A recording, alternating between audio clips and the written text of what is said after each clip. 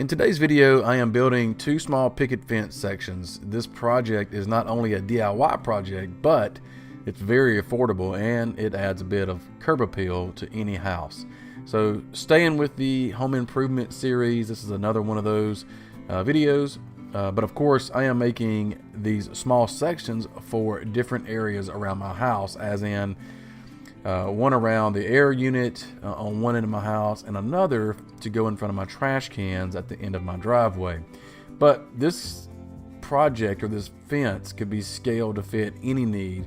For example, like fencing off around a patio.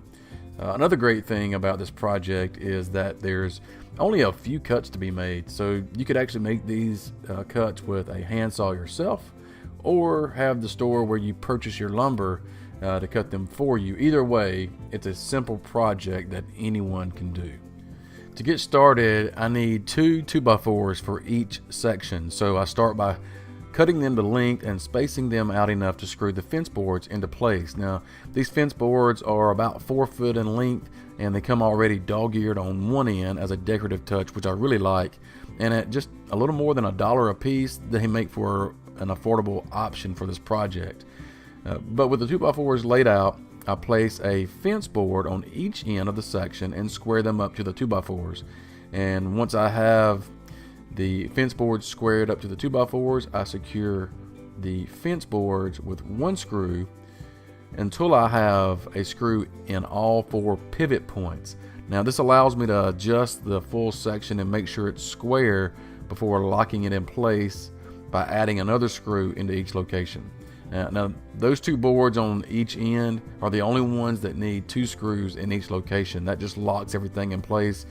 And then I just proceed to space each board out with a scrap piece of 3/4 inch plywood just to give a uniform look. And I secure each of those boards with one screw into each 2x4.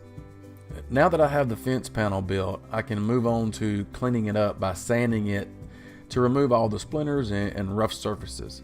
On this project, I only used 80 grit to clean it up. For me, there's no need to sand down any more than that.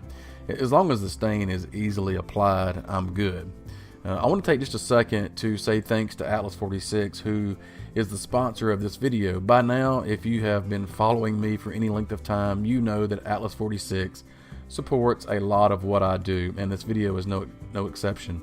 As you saw while I was building the fence, I wear a shop vest made by Atlas 46, and it has become part of my everyday gear in the shop and as I build things. They offer more than just shop vests, so I'll leave a link down in the description so you guys can check them out.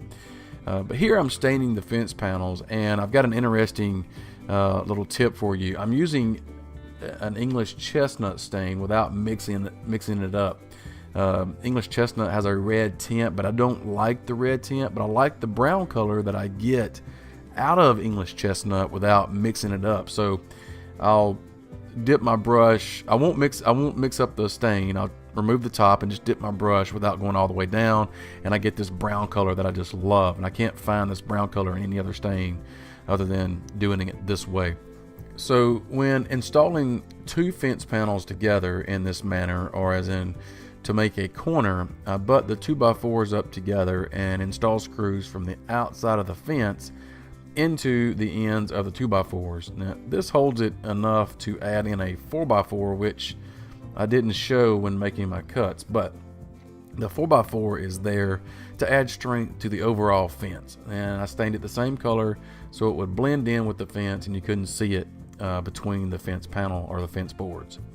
A couple of screws from each side into the 4x4 through the 2x4s did the job to hold the whole fence structure in its place.